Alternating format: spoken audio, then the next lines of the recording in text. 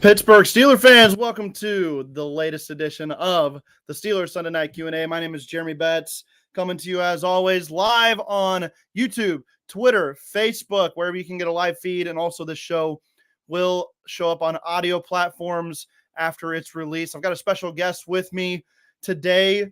It's my man, Tate, at Tate Boy Fresh. How you doing, Tate? Welcome to the show. Welcome to the Steelers Sunday Night Q&A. Thanks for joining me tonight. We're going to have some fun. Jeremy, what's up, man? Thanks for having me, man. Steelers Q&A, man. I love interacting with the live chat and hearing their perspective and answering questions and hearing their questions and stuff like that, man. So let's get it, bro. Let's get it. And let's start out here by talking a little bit about something that just came out and is just now happening. If you're listening live, Dave Schofield with the Steel Curtain Network is putting out a breaking news podcast to run about the Steelers' most recent depth chart. So you can check that out. It's going to be going live on all audio platforms after or here in just a little while. Dave Schofield running through that breaking news of the Steelers' latest depth chart. There are some surprises, so definitely go check that out. We probably won't dive into that too much today. We'll pull it up maybe a little bit, but if you got questions about it, definitely ask those. But go check out Dave Schofield's Breaking News podcast, wherever you get your podcasts, only from the Steel Curtain Network. Tate, it's been a crazy weekend. I was at training camp on Saturday, got to see the boys live in action. I got myself a signature. I don't know if you can see that right there. Who is that? That is none other than Braden Mann, the punter. Yeah. Right. So I went with my brother, and get this, Minkah Fitzpatrick comes down the hill, and we didn't know he was going to be there. So that was my first time seeing him. Comes down the hill, and he's signing autographs for everybody. I'm right there on the hillside, and he gets to my brother, and he signs his terrible towel, and then skips right over my hat. Didn't sign my hat. So my brother got Minkah Fitzpatrick. I get myself a Braden Mann signature. So, hey, it was fun, though. Got to see the boys. Have you ever been to training camp, Tate? Tell us if you've ever been. I've never been to Latrobe. Never been to training camp. Gotcha. I would love to go one year, though. I mean, that's on my bucket list, but no, I've never been.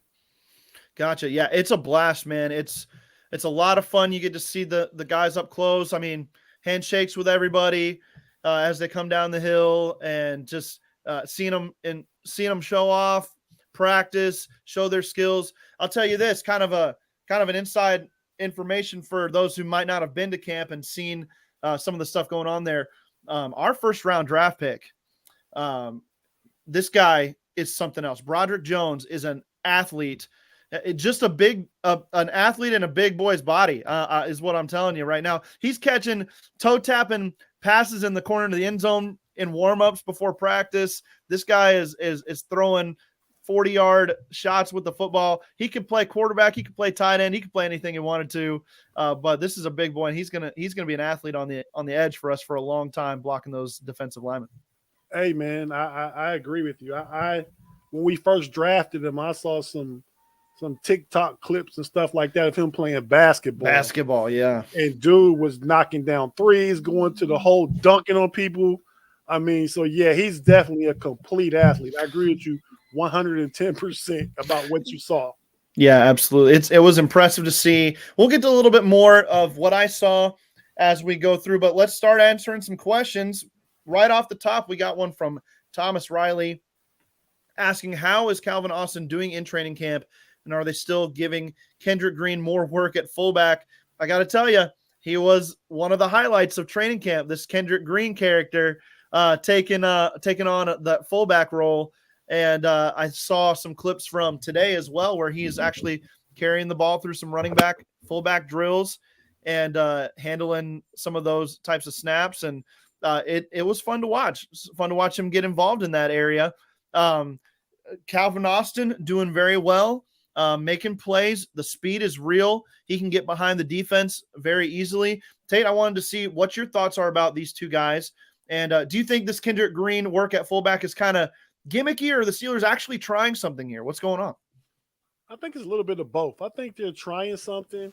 Also think it's gimmicky, but Roosevelt Nix, our last great fullback, was a defensive tackle before he moved to fullback.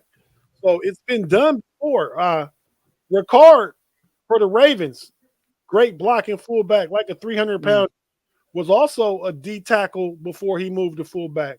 So it's been done before. There's precedence there. Um, I don't know if the Steelers with Cam Hayward getting a lot of the snaps at what will be fullback when they need it, if they want to keep Kendrick Green, but then he adds value because if he's not your second center, he's an extra center and an extra guard, even if he's a third guard and third center and a yeah. second fullback, there's value there. So I don't know how it ends up far as the roster goes when it's time to make those final cuts. I don't know. I'm rooting for the guy. I like the idea of you running to the left side and you got Siamalo, Broderick Jones, who you were just talking about. Let's put a inline tight end and put Darnell Jones over there and lead with Kendrick Green, lead Najee Harris through that hole. Yeah. Oh, I like the sound of that. As Oh, far as me too. Calvin, I know he's had a great Friday and Saturday. Mhm. So he's getting there. I still think he'll be a chess piece. Yeah. We'll use him to stretch the defense, run some jet sweeps, draw some attention to the defense. But I think Allen Robinson is going to be the slot receiver to start the season out. But there'll be a role for Calvin Austin. Now, I heard he's been doing real good the past 3 or 4 days of practice. Yes, absolutely. There are some issues for Calvin Austin with obviously catch radius, but you got to put the ball on him. And but when you do, he's strong. He fights for that football. He goes and gets it. So he's got a lot of traits, and I think this is a deep wide receiver room, like you said there.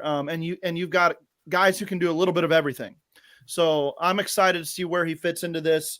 And on the depth chart that just got released, maybe this is where he makes his biggest impact. Tate is as kick returner, punt returner. He was listed as the first string option there for Wow. the Steelers. So with Gunnar Olszewski, the second option behind him. How about that? Yeah, I mean, but they probably just keep one of those guys as a kick return and punt return. Then they'd find somebody else. I don't think they keep Gunner because he's the second return specialist. But I Yeah. mean, I like Calvin Austin's tape in college of him running kicks and punts back. We know his speed. He's Yeah. explosive and he's elusive. So I Yes. really like that. That's interesting to hear that he's number one on the depth chart for those positions.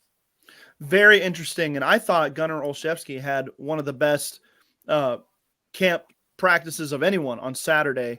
He moves very quick. He gets in and out of breaks, creates separation. He caught some tough footballs. I think there's a video going around of him catching one through Joey Porter Jr.'s hands, basically, getting that football. And that was a great play I saw live. And just one of those guys moves differently on the football field, and you see that shiftiness. So it was a bit of a surprise to me to see this, although I think Calvin Austin the third, obviously you've got draft capital involved in this guy, and you want to see what he can do. So if it comes down to those two guys for a roster spot, you got to think the upper hand goes to Calvin Austin if he can at least be competitive with Gunnar O as a kick returner, punt returner. And right now, taking that first team spot there seems like he might have the upper hand at the roster. Right. No, and I agree with you completely. I mean, much respect to Gunnar Olszewski. I mean, he was all pro before we got him coming from the Patriots. So we know he can do the job and excel at it. The thing is, I mean, I hadn't heard, you just told me, and you were, eyewitness that Gunnar did very well on offense this weekend. So Yes. I mean, that's a big thing, because if they're even in the kick return game and punt return game, it's going to go to Calvin Austin, because then you get to create one more slot to pick somebody somewhere else, because Calvin Austin is going to be the fourth receiver. And if he's the kick return specialist, then Gunnar probably his chances of making the 53 are minimized. Yeah, I agree. it's going to be a tough competition at wide receiver. There's so many guys here. I got an autograph on my terrible towel. Couldn't find it before I went on the show. I think it's still in my backpack from the trip, but I got an autograph from Jordan Bird as well on that one. So, and he looks explosive out there. He was catching passes from Tanner Morgan at the end of practice, just kind of working on some of his breaks at the top of routes, and he's a shifty guy as well. So you've got guys here. He's kind of listed as another kick return specialist. He's listed as the third string here. So Jeremy, can I ask you a question? Yeah. What way are you leaning for those last few receiver spots? Say 4, 5, 6. If you think they keep 7, then name 7. But 4, 5, 6. Sure. Which way are you leaning? I think they do keep 6, not 7, because they've got other positions they're going to need to keep players at. And I think that they've got, like I said, guys that can do a little bit of everything. So 4, I like Calvin Austin. 5, I like Miles Boykin just because of what he does on special teams. And not to overshadow what he does in practice too, a big body receiver. He makes it look easy out there sometimes as well, catching those jump passes. And he caught a real pretty back shoulder ball from Kenny Pickett in practice on Saturday as well that I saw. So he's looking good out there, Miles Boykin. And then at number 6, it's tough, but I think I'm going to go, I think I'm going to go Cody White at this point because he looks good out there as well. So I'm going to give him the nod at number 6. And but it's going to be interesting to see if they keep one of these other smaller, shiftier guys like Gunnar Olszewski or Jordan Bird as a backup to Calvin Austin as a kick returner. If they do that, they probably keep 7 wide receivers. Okay, I like that. I mean, we have the same guys. Okay. Except for 6, I think I lean with Hakeem Butler. Okay. I mean, I like him backing up the X receiver. I like him backing up Pickens as another big, 50-50 kind of, size freak speed guy. Yeah. But I can see why some of those other guys could make it too, though. But right. I do like Boykin. I do like obviously Austin. But for that 6 spot, you pick White and I pick Butler. So I don't know. We'll see how it plays out. We will. And I'll tell you one thing. One of the funniest things to see at camp is big Hakeem Butler wearing number 21. That just doesn't look right out there on the practice field. So if he makes that 53, you can guarantee a number change coming very quickly for this young man. So because 21 is Trey Norwood's number. Trey Norwood on defense. Yeah. Okay. So there's a couple double ups right now. So we'll see how it plays out down the road. Here's another question. This one from regular listener Afton Forred. Which player that has taken reps at a different position surprised you most? I think you have to go with Kendrick Green here for me, but that's probably the easy answer. Tate, have you seen anything kind of out of the regular that you like? Can I take the low hanging fruit and say Connor Hayward? Yeah, do it. I like it. I mean, he's all over the place, right? I mean, yes, he is. Yep. So I would pick that guy, but that, like I said, that's low hanging fruit. That's me cheating, but I can't think of anybody else. So I'm going to stick with Connor Hayward. Connor Hayward lined up in the slot as an inline tight end, H-back and fullback, all in practice on Saturday. So all in one practice. Yeah, they're using him everywhere, and he was over in backs on backers. He was running routes. So he's doing a lot of different things. They want to see what he can do in multiple roles this year. I thought it was interesting.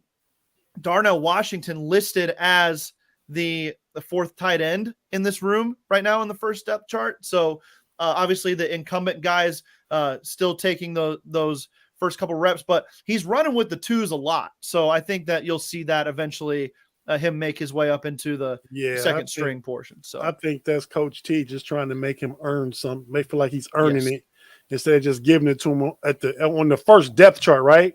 Yeah, they're not going to give him it, but he's looked good since the pads have come on. He caught a seam pass on Butler over the weekend. Oh, not Butler, Mark Robinson. Mark Robinson. Yep. Yeah, for a touchdown. Looked really good catching that ball. Big target going down the middle of the field. And that's not even – we know about his blocking. Right. So if he can make plays in the passing game, he's eventually going to be that number 2 in line tight end. Absolutely. I'll go ahead and give one other player here, and that's Patrick Peterson. Saw him line up at safety Oh a couple yeah. times. Slot corner, outside corner. He kind of just goes all over the field too.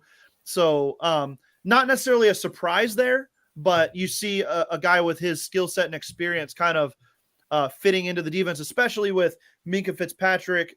He was there. He was wearing pads. He was in practice gear, but he kind of spent most of his time just mingling around with Terrell Austin and some of the different players and on a knee watching reps. So not a full participant in practice on Saturday for sure. And so I saw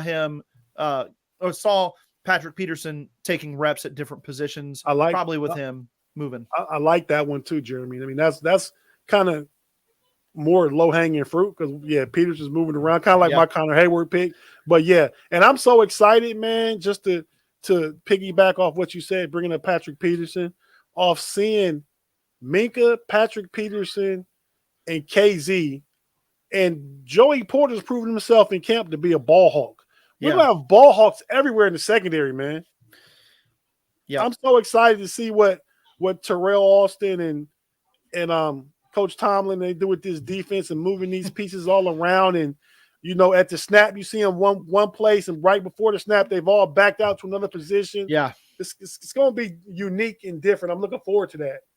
Oh, me too. And I'm looking forward to this pass rush creating absolute mayhem and havoc up front, and letting maybe getting a few more floaters out there for these ball catching secondary players to go up and get one. So also wanted to mention Joey Porter Jr. looks very comfortable catching footballs. So I think that maybe his production interception wise in college had more to do with him being avoided in recent years than anything. But he's looked good catching the football. He's had a couple interceptions. He's had a couple go through his hands that wide receiver just maybe took away from him, where he's in great position but not quite finishing yet. I think he's going to learn to do that a little bit better. And you see Coach Tomlin and Terrell Austin, his position coach, defensive backs coach, all chatting with him and talking about hand placement and everything like that. So you see the work being put in. And I know he got a little banged up on Saturday when I was there. Mike Tomlin said bumps and bruises associated with play. That was basically it. He tripped over somebody's feet, got his feet tangled up, and kind of got up a little gimpy, but he came back on and played a couple more snaps. So probably just giving him a little bit of a rest there. But he's looking good. So I wanted to bring up this comment here from Gavin Anthony. I heard the offense was getting blown out in 7 shots. The defense is winning a lot of these reps, but I will say this, that the offense trying a lot of unique things as far as movement and moving Najee Harris around on the goal line, kind of lobbing it up his way some. And they're trying to really work these jump passes to the big receivers on the outside. So that obviously takes time, chemistry building, things like that. So I would say don't be too concerned about that. But also, this is a defense that knows how to play ball, and they know how to position themselves. If there's anything that Mike Tomlin and Terrell Austin will absolutely have these guys, just zeroed in on, it is placement and communication. And that's what really helps you on defense down that far. Do you have any thoughts on this, Tate, about the offense kind of maybe struggling here with the defense playing really well? Yeah, I heard the same thing. I heard the offense hadn't won a 7 shot since Big Ben was the quarterback. Heard that somewhere this weekend. But before this weekend changed everything. The offense did get some winners on Friday night and Saturday. They did. So that they're starting to coalesce and come together. And this is just going to be preseason game 1 Friday night. So it's plenty of time, at least another 3 to 4 weeks to work on it and have it become more fluid. I mean, you got a lot of guys in their 3rd year in this offense. You're talking about Najee, Freiermuth, obviously Kenny Pickett and Pickens. Right. This is Deontay's 3rd year in the offense too. But Kenny Pickett and Pickens, their 2nd year with a lot of playing time. So they have a lot of repetition in this offense. And I think we'll see things. I don't think we'll start slow as we did last year. I think we'll start slow offensively. Then as the season goes on, leading up to that bye week, and then after the bye week, It should be a well-oiled machine. I agree with you. Do you think that's a problem, Tate, if the offense struggles a little bit early on, or do you think the defense is good enough to kind of let them work their way through that? Yeah, no, I think the defense is good enough to allow them to work their way through that. The San Francisco defense will be a tough test anyway, that opening game. So I Yes. expect that to be a 17-14 kind of game. Yeah. But I think what'll be different this year is we'll get more explosive plays because Kenny Pickett will be turned loose. As to where last year we didn't even try it. Right. This year we'll try it, and if we hit one or two in those first 3 or 4 games, that's 21 points right there. Let's say off big plays, and we weren't getting it all last year. Yeah. And then we'll still dictate the game, the early games with the running game and defense. We'll lean on them and lean into that, and I think we'll be okay. I mean, I'm expecting 4-2 out the first 6 at worst. I think. Sure. Yeah. Yeah. This is an offense that will need some time, like you're saying. I really believe that. But what you see from them is a willingness to take shots.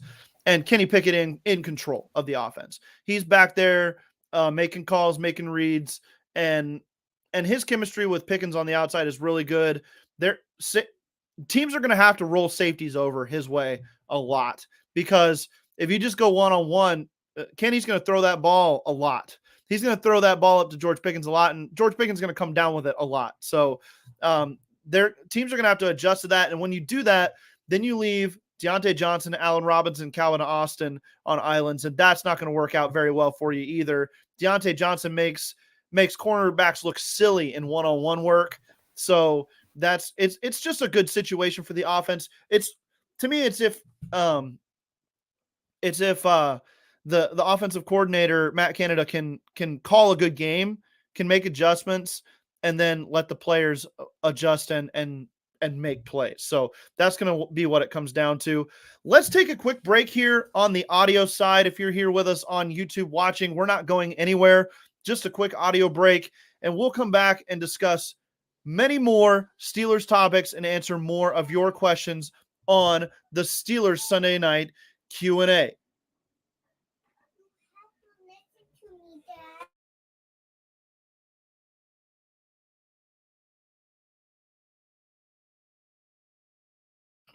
All right, welcome back to the Steelers Sunday night Q&A. It's Jeremy Betts. It's Daniel Tate. How we doing? And I'm so glad that you're here joining us tonight. We are talking Steelers training camp. We're talking all the players and what we're seeing out there. We're answering your questions. Here's a fun question, Tate, from AJC. Is Calvin Austin going to have the same role as Sims last year? I'd like to think so. What are your thoughts on this one? Well, I think he'll do the same thing Sims did, but more. I mean, just de facto by he's listed as the kick and punt return specialist. He's doing more. Well, Sims did return punts last year, but I think he's just a more explosive piece than Sims.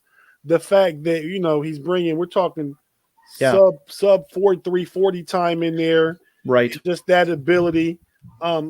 He'll offer a little more to the offense in way of scheming things up and stretching the defense and doing a little more. But he will fill that Sims role. Whatever Sims did, Calvin Austin will do that plus some.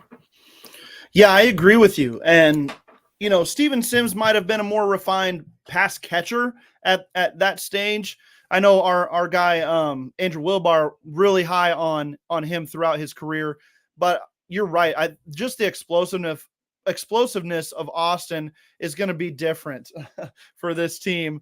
So I'm really hoping to see him kind of have the same role, but maybe to make a little bit more out of it and be a little bit more impactful and explosive this year. That would be the best case scenario for the Pittsburgh Steelers, no doubt. There a lot of Calvin Austin talk. I think we're overlooking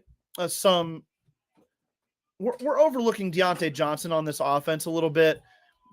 His role is one that he's going to see a lot of targets. He's going to see a lot of usage. And when he does, we're going to see this guy make plays on the football. We're seeing it in camp, and he's just one of these players that you can't overlook. So definitely something to consider there. I wanted to pop this up. Is Cody White living up to his spring performances? I would say so. Tate, I got to go check on my daughter here real quick, but why don't you answer this question about Cody White and I'll be right back. Okay. Hey, Afton, what's up? I like Cody White. I think Cody White is a great physical receiver. I liked him at Michigan State. And he's been a practice squad guy, I believe, for the past couple of years. I think he's having a really good spring. I've heard a lot of positive things about him. I do think he's still like fighting for that 6th spot. And if he doesn't get that, he'll be on the practice squad again. But I don't think the Steelers are letting him go anywhere. I think if he doesn't make the 53, he'll definitely be a practice squad keep. So that's my take on the Cody White thing. Great camp so far, doing really, really good things. But we have to see what that leads to, if he can be one of those 2 or 3 guys fighting for that one bone for that 6th spot, that 6th receiver spot. Yeah, I didn't hear everything you said. I'm sorry about that. But yeah, if you're talking about, what his skill set is on the outside, a bigger receiver, obviously, and just the ability to win some jump balls, to win some 50-50 balls and make plays. He's not super explosive, but he's got a lot of work with this team. He knows his offense, and you can see that play out in practice. So I like Cody White. I think he's got a real shot at the roster this year. It's going to be fun to watch him play. Yeah, no, I agree with you. I just put him in. He's fighting for that 6th spot. I mean, so yeah we kind of agree. Like, you picked him for 6, and I picked Hakeem Butler for 6. So sure. I think it – but I like the Dez – who am I thinking of? Dez? Oh, let me take a look. The other receiver. He'll like him too. Let's see here. There's so many receivers on this team. I'm trying to find it here. His first name is Dez. Dez Fitzpatrick. Dez Fitzpatrick. Yeah. I like him a lot too. He's a 6'2", 210-pound body receiver that can get contested catches and catch over the middle and play in the slot. I mean, so that receiver room is really, really tough, man. It is, yeah. He looks a little different in wearing that 82 than Steven Sims did last year, because much bigger body, much bigger pass catcher working the field there. So let's pull up this question. This is a good one from Christopher11. What did you guys think of that play when Darnell cooked Robinson? It was impressive. This guy's got some speed for a big dude. I will say Mark Robinson kind of came back on Saturday, had a really good practice, and actually picked off a pass intended for Connor Hayward. Hayward just stole it from him, took it right out of his hands and took it to the turf. And the defense was absolutely hyped for Mark Robinson taking that interception. But Darnell looking explosive out there. What is the ideal situation for the Steelers in regards to Darnell Washington, in your opinion here, Tate, based on this play, based on what we know of him as a blocker? What are we looking for out of this guy as far as how he can help the Steelers best in 2023? He'll help best with his blocking. Yeah. So I mean, that's like his. That's where he makes his plate. That's where he eats at as a blocker. Anything in the receiving game is going to be extra. Yeah. I mean, because you don't take away targets at Pat Fryermuth because of Darnell Washington, and they got a lot of stuff schemed up for Connor Hayward too. Right. So I mean, I think if he's a great blocker, inline blocker, if he gets 30 receptions and 2-3 touchdowns, I think that's a great rookie season for Darnell Washington, because he'll take over full time next year, because Gentry's on a 1-year contract. I don't think Gentry will be with us next year. I think he is this year. Okay. I don't think he'll be with us next year. And then in year 2 of the system, if Canada has a good year this year, Darnell Washington will be a lot more involved as a second tight end. And I think Connor Hayward will be more involved as an H-back in the slot and a move piece. So 30 receptions, 2 touchdowns this year, and great blocking is a great season for Darnell Washington from my perspective. Yeah, being a kind of just a red zone beast for them is kind of my ideal situation, where he can come in and you don't know if they're going to run the football or throw it, just because he can do either one, and he can be a 6 offensive lineman, or he can be your second tight end in 12 personnel. So, it's a chess piece. Like you've been saying, all these guys chess pieces for Matt Canada. How they use him will be very interesting. I'm excited to see him in the red zone play, and he does do a good job in that role already in training camp. So that's been fun to watch for sure. Carrie or Kari, I'm sorry if I mispronounced it one way or the other, but asks, have any wide receivers disappointed at camp? And I'm just going to say no, not really. They all look pretty good, especially based on what they're asked to do. And, these guys look good, especially the upper tier guys. Allen Robinson looks good. He looks like a part of this offense. Calvin Austin looks good. That's just from my own personal experience at training camp. Now, I haven't seen, obviously, multiple days, just one day, but saw these guys working. Tate, has anybody kind of stood out to you as kind of been a disappointment? Maybe we're not hearing as much about them as we hope to at this point during training camp. I don't know of any disappointments. I think that's why the competition is so tough, because everybody's played so well and been so good. I mean, obviously we're talking about the top tier guys, DJ, GP, AR, Calvin Austin. Yep. And then we get down to where the competition really goes with, like we said, Des Fitzpatrick, White, Butler, Bird, Gunner. All these guys are really, really good, man. So I haven't been disappointed in anyone. It's probably the if not the toughest, one of the toughest position rooms on the team. That's going to be hard to make a roster spot at those positions. Yeah, absolutely. And I'll pull this up here because this is exactly what I wanted to say about this in this regard from Russ Obenstein. Cut time is going to be tough.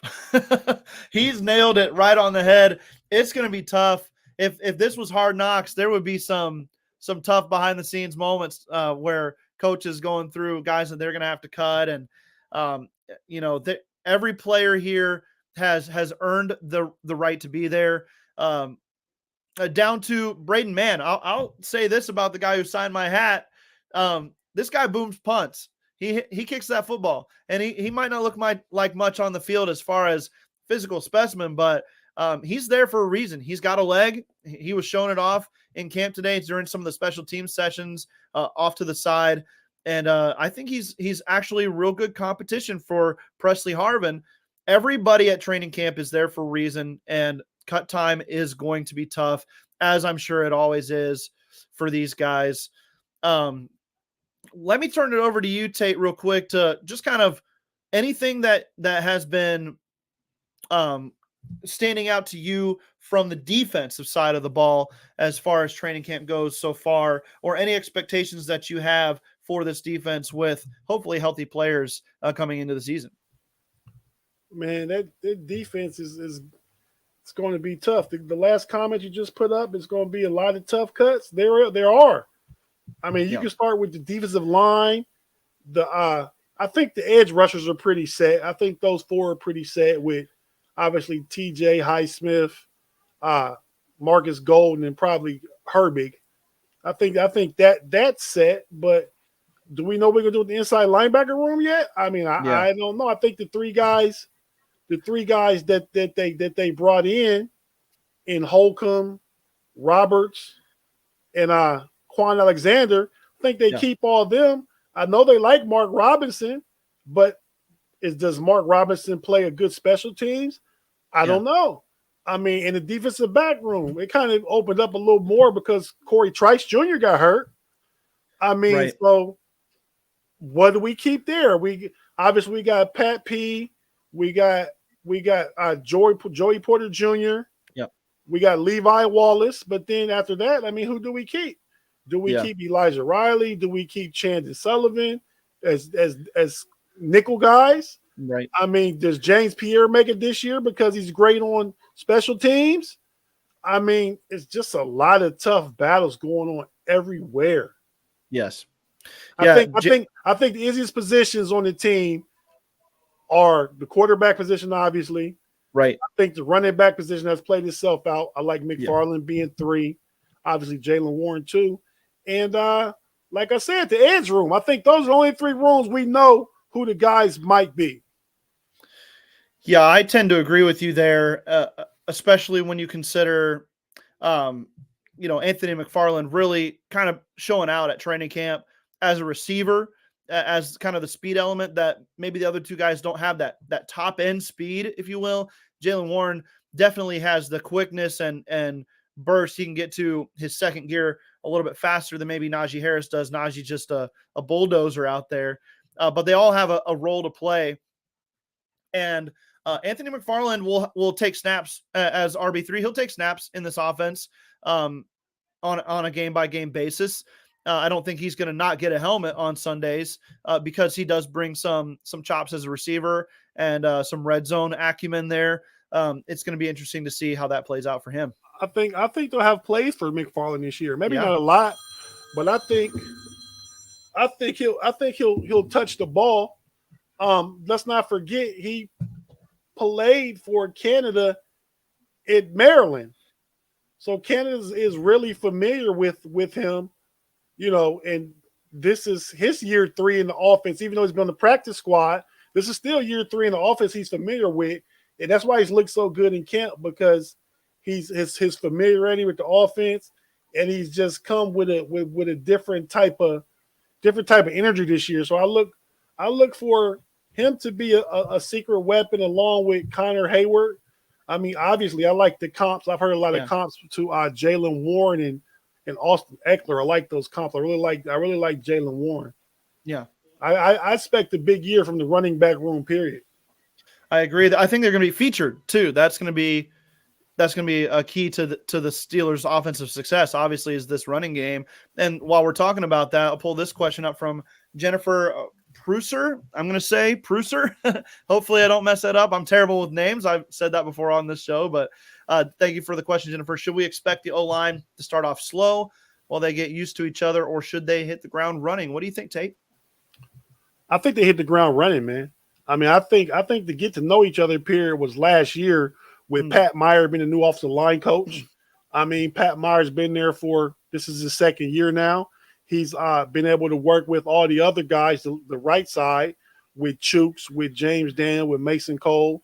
Ciamalo is James Daniel just said in the interview the other day after practice that Ciamalo has his whole career has a great offensive line coach. He brings a lot of knowledge and wisdom to the offensive line room.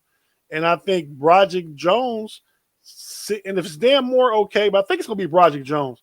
If Broderick Jones just comes in and it shows the 1-2 and ability he showed thus far, and he seems like a great student. He's asking questions, and he's not full of himself as a first-round pick. He don't have those expectations. He knows he has to earn it. And I like that mentality and that attitude. And he's rooming with Ciamalo, a veteran. Yeah. And the guys that are taking him in. So I expect them to hit the ground running. Now, that first game against San Francisco will be tough with Hargrave coming back to town. Yeah. And Nick Bosa and some of the pieces they have in the middle linebacker room and stuff like that. Greenlaw and Werner. It's tough defense. It is. But I think after that game, if they can get through that game, I think they'll start to gel together. You'll start to see the makings of what I think is going to be a top 10 offensive line this year.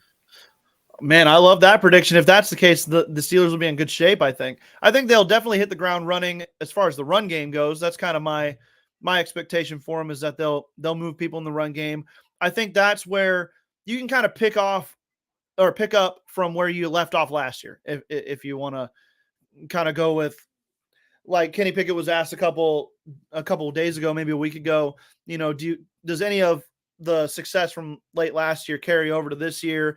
And he said he thinks it could a little bit. Obviously, some of the communication and everything like that specifically. I think this running game can carry over too, because I think the offensive line and the running game with those running backs, they kind of found what they do best, and that's just hit holes and get as much yardage as you can. You know what I mean? It's no more of this dancing back there like we saw early in the season last year, when I think Najee was was trying to make too much happen with an offensive line that was unproven. I think they definitely hit the ground running in the run game. They probably need to work on some communication, especially if the rookie Broderick Jones gets in there to start week one. Yeah, there's going to need to be some communication as far as pickups, blitzes, and things like that in pass pro. So I would expect maybe you see a really good start for the run game, and maybe it takes a couple weeks for the pass blocking to get up to speed. But like you said, maybe a top 10 offensive line, definitely top half of the league. This isn't going to be a bottom half of the league O-line this year. The Steelers invested too much into it for that to be the case. So I like the direction this offensive line is going for sure. I wanted to bring this up. This is a fun discussion here. There were some questions about how many touchdown passes Kenny Pickett's going to throw. We got Mr. Brooks saying we're going to have 30 touchdowns. Book it. That's bold, Tate. Are you on board with this? That is bold, Mr. Brooks. That's probably my ceiling. I'm somewhere between the floor and the ceiling. I'll say 26 touchdowns. Okay. 12 picks. I think that's a good year. I think 3,400 yards. And maybe another 250 to 300 rushing. I like that. I think you're going to see if the Steelers have their way, I think you definitely see higher touchdown pass numbers and not as high of yardage. I don't think he's going to throw for 4,200 yards or anything crazy. But if the Steelers are operating as a high efficiency offense where they're scoring, but also shortening games with that run game, then there's not going to be a lot of passing yards out there. But I do think the touchdowns will definitely be up. 10 to 12 picks. I'd be fine with that. I think he's probably going to throw less. He doesn't seem to be the guy who's going to just throw up a bunch of balls that are going to be easily intercepted. I think he knows the offense better than that. Single digit interceptions kind of feels right for Kenny Pickett, but that would be really good. And you'd have to rely on these wide receivers to make some plays on the ball instead of defenders, but I think they got the room for that. So I'd be pumped if you get single digit interceptions and then 20 plus touchdowns out of Kenny Pickett in year 2. Yeah, that would be great. And as I think about it, if like you described it, and I like the way you described it, with the passing yards not maybe being so much, but the offensive efficiency, and if that means finishing some red zone opportunities with some touchdown passes, I think that's great, and that could be a possibility. So I could go up, take my 26 up to 28, 29. I kind of like that number. That's less than two touchdown passes a game, obviously with 17 games. So if it gets between 28 and 29, I think that's good. With, like you said, single digit interceptions would be great. I mean, I think he learned his lesson last year in his first before the bye. Whatever games he played before the bye. Yeah. I mean, we think about it, he played great in the second half. One interception, I believe, against the Raiders. And I believe the other interceptions in the first part of the year were like 3 against the Jets and 3 against the Dolphins. I mean, 6 of those interceptions came in 2 games where he's young and not really knowing. He's just not knowing the speed of the NFL games or what the coverage reads are and all things like that. So I expect a big leap for Pickett this year. I would agree there. Let's move on to a very interesting topic to kind of close this thing out. It's back along the offensive line discussion. And I wanted to bring this one up because that depth chart came out. Thomas Riley asks, how is Spencer Anderson looking? On the depth chart, Tate, we've got an interesting situation for Spencer Anderson. Not listed amongst the tackles as far as depth. Not listed amongst the guards as far as depth. He is actually listed as the 4th string center for this team right now. And that's interesting. I know Andrew Wilbar and I talking in the lead up to the draft on the Steelers Fix kind of pegged him as maybe an athletic center type that the Steelers might be trying to work out there, but seeing him kind of listed there is very interesting to me. He looks good. He looks athletic. Obviously this is against also 3rd, 4th string guys that he's mostly playing against, but he seems to be holding his own against those guys. And I would say probably will look to add some reps, but he's a guy you're going to see a lot of in the preseason, so he can make his hay there. But what do you think about Spencer Anderson kind of landing there in that center spot, or do you think he's probably going to work his way around here? So my question, Jeremy, is if he's 4, that means Herbig is 2. Yep. And Kendrick Green is 3? No, actually. So let's see here. So, okay, here you go. It's Mason Cole, it's Kendrick Green, and then Ryan McCollum, and then Spencer Anderson. That's what the depth chart looks like at center right now. Oh, wow. Okay. So Green's the number 2 center right now. I don't know if we believe that. I think that's right. kind of like honorary right there, because he's a 3rd round pick and been around for, this is his 3rd year. I mean, he wasn't even the backup center last year, right? I mean, the backup center last year was, we saw Hassenheiser, right? Hassenhauer. Yeah, I believe Hassenhauer. Yep. Yeah. Okay. So speaking for Spencer Anderson, I like Spencer Anderson. I think they may. I mean, he's my sleeper guy on the O line, just because of his versatility. Because he played everywhere at the University of Maryland, from right side to left side, tackle, guard, center, all across the line. So I think Pat Meyer and Coach Tomlin like that kind of flexibility. I know the Steelers love flexibility. Right. I mean, if you make yourself valuable more than one place, you make yourself more valuable. So I like Spencer Anderson. I don't know how he fits in that center, backup center room, but like you said, he'll get to make his hay in the preseason. He'll get a lot of reps. Get a lot of reps. So yes, he will at different positions probably too, as cuts are made or injuries happen. So you'll see him move around. Right. I like him and Herbig because of the versatility of both of them. Yeah. I think Kendrick Green, who I don't like is, and I don't know where he's listed, is LaRaven Clark as a tackle. Yeah. I think either Dan Moore or Broderick Jones will be the swing tackle, whichever one doesn't start. Right. I think Spencer Anderson has that flexibility to go all along the line. Herbig has the ability to go along the interior. So I like both those guys. I just don't know how they make it. But I like both those guys over LaRaven Clark and Kendrick Green myself personally. Yeah, LaRaven Clark, Afton asked, do you see him making the 53? Right now he's listed as the backup to Chooks Okorafor on the right side. You just got to kind of fit these guys in here right now on the depth chart. I think that's because he's a veteran. He's a veteran. Right. He's new with us, but he's a veteran. So I think they give him that kind of respect to put him on the depth chart. But to answer Afton's questions, I don't anticipate him making the 53. Yeah, I kind of agree with you there. It also this, with him being a veteran, you probably, if it's close between him and a guy like Spencer Anderson, you go with Anderson because he was your draft pick. So that is something to watch there. A fantastic. Go ahead. There was another guy on the line. I forgot. I can't remember all these guys' names, man.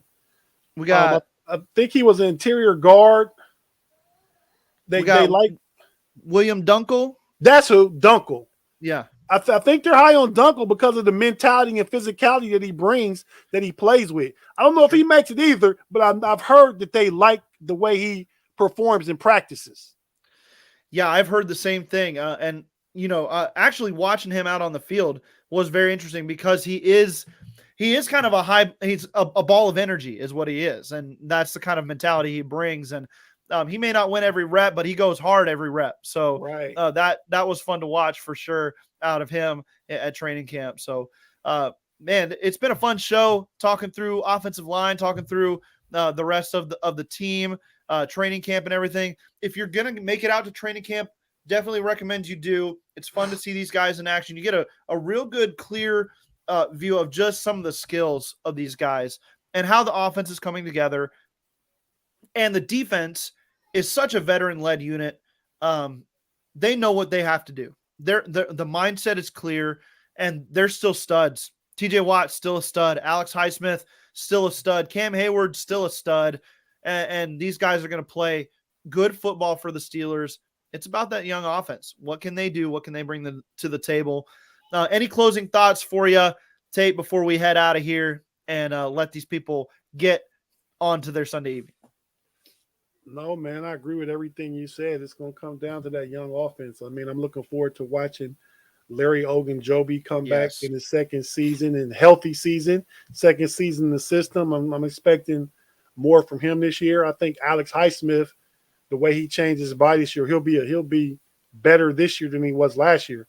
I mean, I felt last year like he fed off TJ Watt. We got most of his sacks when TJ was on the field. Yes. But I think this year he's going to up his game to a new level. He's still a great player, but I think he's going to be a greater player this year.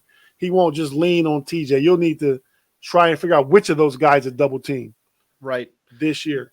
But no, I mean, go ahead. I'm sorry. I was going to say that'll be a big deal for the Steelers if both of those guys are forces along the defensive line for the whole season and make offenses have to choose which one they're going to block. I agree completely, 100%. Yeah. But Jeremy, man, thanks for having me on the Sunday night Q&A, man. It's been fun, man. Just want to plug the couple shows that I do on the Steel Curtain Network, man. Check us out on Wednesday nights with the triple OG homie Shannon White, my boy Big G. I call him the oxymoron because he's Big G, but he's my little fella, so I call him an oxymoron. Love it. And myself on the Pump Your Brakes podcast on Wednesday night at 8:30. And then this Friday, we're really looking forward to this show on Friday, man, because the Steelers' first preseason game is at 7 p.m. And we're going with the homies right after the show. We're going to have a post game podcast on the homies. So we probably won't come on to about 10 o'clock is what we're looking at right now. But be sure to check that out. We had a lot of great interaction Friday night. We really love all the Steeler community, man. All the same people, obviously, that are on the shows with us or on the shows with you. Afton and Kari and Gene and everybody. Yeah. Thank you guys for tuning in again tonight and checking us out and watching us. A lot of you were on my Know It All podcast earlier this evening, 6 o'clock. A lot of you were there too. So just thanks for all the support and stuff, man. We really appreciate it. I love the Steeler community. I love the Pittsburgh Steelers team. I've been a fan since probably about 1979. Yeah, I'm that old. But yeah, man. Thanks for having me, Jeremy. Absolutely. We'll love to have you back on again anytime. It's been fun. Definitely follow the Steel Curtain Network, Steel C Network on Twitter, and Fans First Sports. Go to fansfirstsports.com for all of your editorial needs as well. We've got Steelers stuff. We've got NFL, football, basketball, hockey, baseball. It's all coming to the Fans First Sports Network. And your team coming very soon. So be checking that out on the daily for all of your sports talk information. The big guy Dave just let me know the homies might be a different day and time because of the pregame show, the postgame. So maybe those guys are gonna do the postgame show and move the homies to another slot that day. I don't know. Sure. So sounds like. Stay tuned. More to come from the Steel Curtain Network. Thanks again, Tate, for joining me. Thanks to everyone here tonight. Y'all have a great rest of your Sunday and a good week ahead of you. Go Steelers.